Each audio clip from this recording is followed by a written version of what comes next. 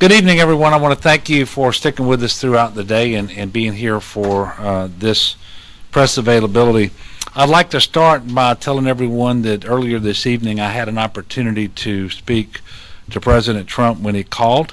He asked me to tell the people of Louisiana that he said hello and that he's certainly pulling for us and he's working to ensure that we get the assistance we need. And certainly I thanked him for the call, but I also, and more importantly, thanked him for quickly signing the the emergency declaration that I had requested on July the 11th within just a few hours after submitting that request.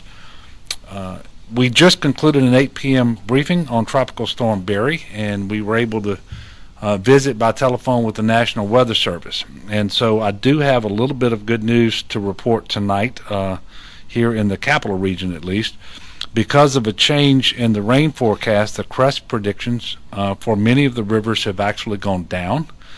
And so, for example, we're now looking at 39 feet for the Amite River at Denham Springs based on this revised forecast from the National Weather Service. That's actually 2 feet lower than had been previously forecasted and was announced earlier today.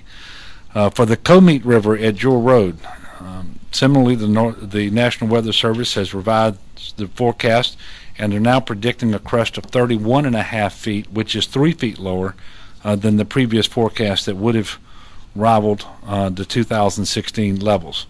However, I should point out that even the revised crest heights qualify as major flooding and present serious threats to life and to property. So I implore you to remain alert and aware. In fact, we are seeing more storm bands begin to make their way over the state. In fact, New Orleans just experienced a very significant band that has caused a severe storm, torrential rain, and actually a tornado warning. These storms are actually expected to continue and strengthen and become more severe throughout the night. And this is going to happen across most of South Louisiana, certainly from New Orleans in the east over to Lafayette in the west. And we should never forget that this system is actually moving from south to north, and so we're going to eventually see significant rainfall in North Louisiana, particularly in northeast Louisiana. So don't let your guard down thinking the worst is behind us, because the National Weather Service is telling us when it comes to rain, the exact opposite is true. We're going to see more rain tonight than we've seen thus far today in most places in South Louisiana. I would also like to tell you that we've addressed the overtopping issues with respect to the levees in Terrebonne Parish and the Montague and DuLarge areas. There is currently no overtopping of the levees taking place in Terrebonne Parish. Additionally, we have addressed the flooding in West Point Lahash in Plaquemines Parish.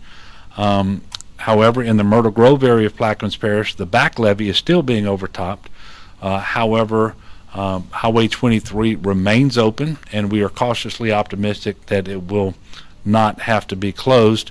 And as soon as the conditions allow, we will continue to address the back levee in the Myrtle Grove area in Plaquemines Parish.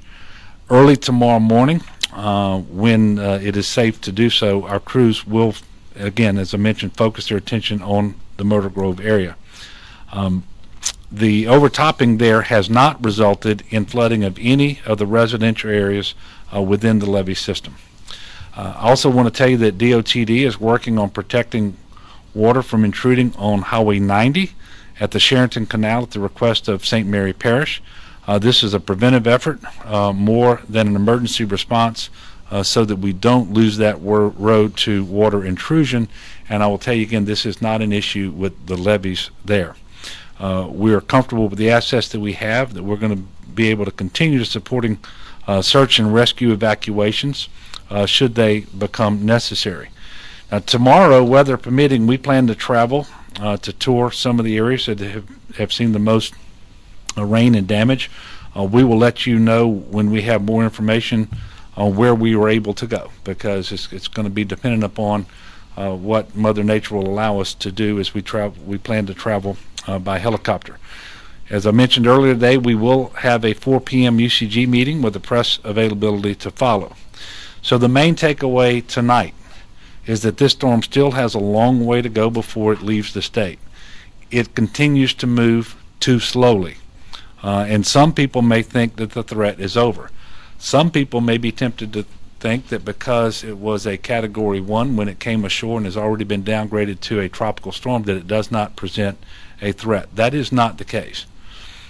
We still have a significant amount of rain coming our way, not just a significant amount, but heavier rainfall totals than we have seen already today, and that's going to happen overnight.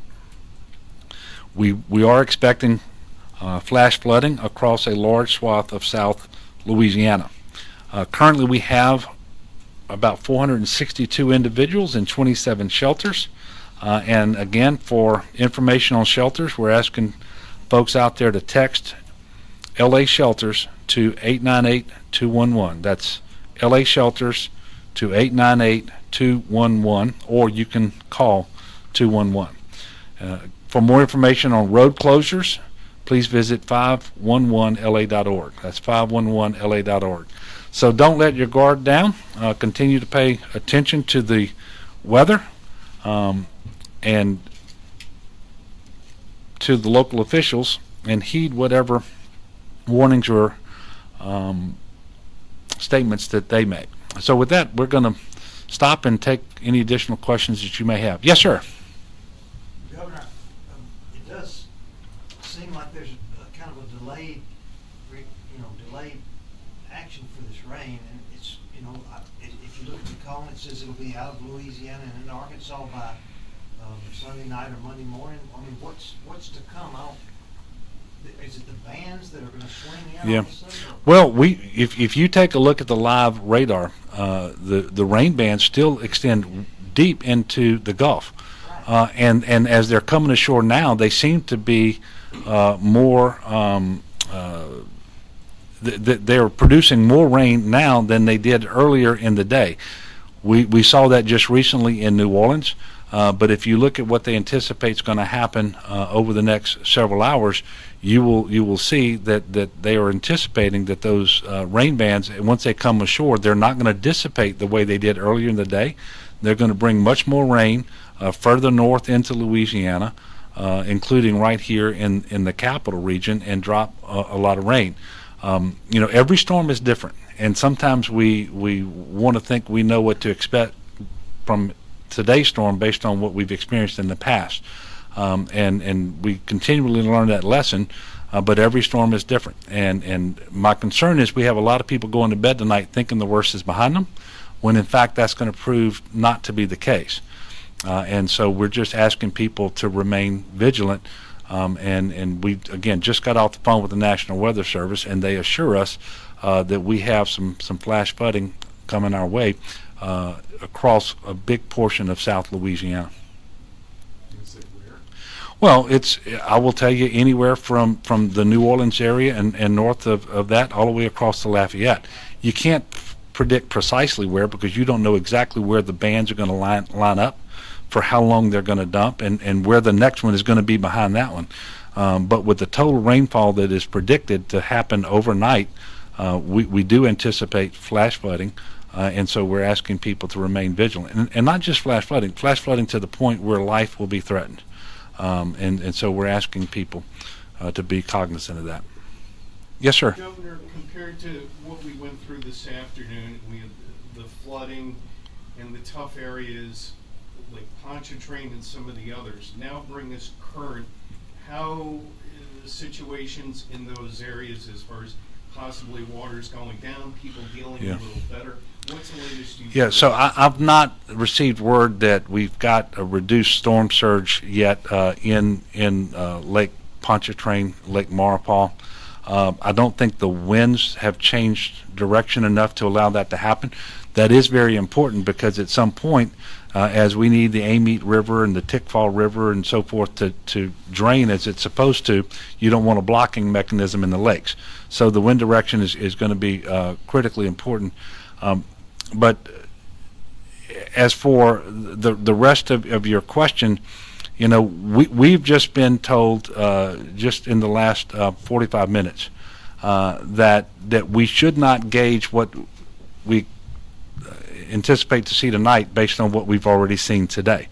So that's one of the reasons we wanted to reserve this time slot to come back in and talk to people across Louisiana so that they would remain vigilant and understand that at least according to the National Weather Service, the rain that we're going to see tonight will be the worst.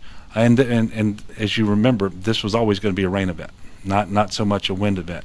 And so the rain for the rain event is still in many places to come. Yes, sir. Two things, if you could get it, how many folks are in the shelter again? I didn't catch that number. And then, have we been doing any search and rescue missions since last we spoke? Yep. We have 27 shelters open and 462 individuals who are arrayed in those shelters. There have been a total, and I gave an incomplete number today because I got updated. There have been a total of 12 individuals who have been rescued today. 11 were by the Coast Guard in the Ile de Jean Charles area in southern Terrebonne Parish, outside the protected area. One individual in that area was actually rescued by first responders from Terrebonne Parish, and that was the one that I failed to mention. I don't have any reports of search and rescues having occurred outside of that area since this morning. Any other questions? Well, thank you all. We'll see you tomorrow afternoon after the 4 p.m. Unified Command Group meeting. Thank you.